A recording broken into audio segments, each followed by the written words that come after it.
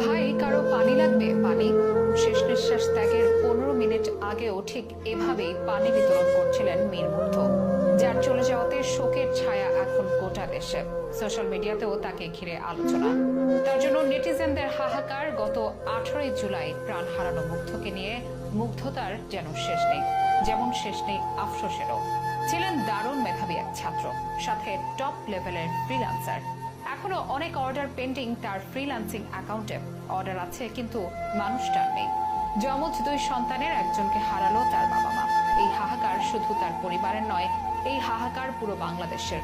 ভালো খেলোয়াড়, গায়ক, সংগঠক হিসেবে গত 4 বছর ধরে মুগ্ধতা ছড়িয়েছেন খুলনা বিশ্ববিদ্যালয়ের ক্যাম্পাসে।